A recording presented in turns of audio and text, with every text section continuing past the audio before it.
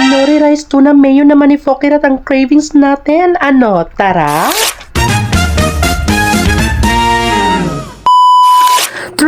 Trending talaga ito sa TikTok, kaya nag-crave kami ni Joa, kaya samahan nyo kaming gumawa. Ready lang ang mga constituents or elements, basta ingredients para paka. Meron tayong kanin, pwedeng luto or bahaw, tuna, mayonnaise, cheese whiz, at ang nori sheets. Ibuhos mo na ang sabaw ng tuna para hindi maging lugaw ang kanin.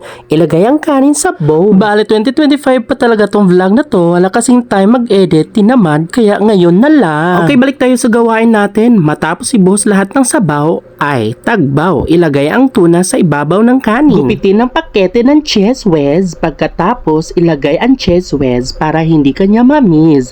Huy, kaigats. Ayan, nagmumukhang cheesy na siya. Isunod na ilagay ang mayonnaise para maging creamy ang kanyang lasa. Sana all creamy. Pagkatapos, ayan, menekos-mekos ko na siya na para ba naghahalukay ng ube.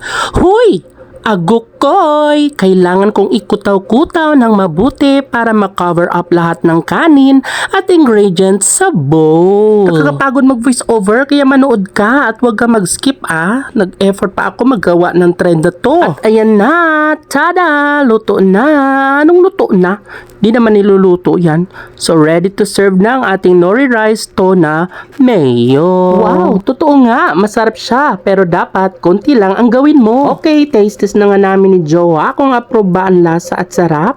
Kumuha ka lang ng nori sheets at maglagay ka lang sa kutsara ng serving at ilagay mo sa nori ang rice at irolyo ito. Masarap nga siya at nasarapan kami ni Joa, pero dapat konti lang gawin mo nito.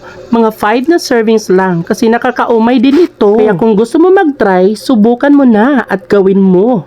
Sobrang worth it talaga dahil masarap, pwede pang merienda. And that time, ako na lang ang naiwan nagbukbang ng nori rice kasi di na kinaya ni Joa. Busog na siya. Nakakaumay din kasi siya kapag nakarami ka ng kain ito. So ayan, nag-enjoy talaga ako sa pagmumukbang ng nori rice. Napa-thumbs up pa nga ako.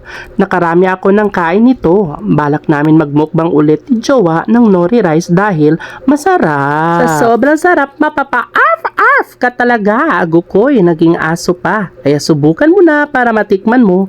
And this is your Kalan Queen and see you on my next vlog.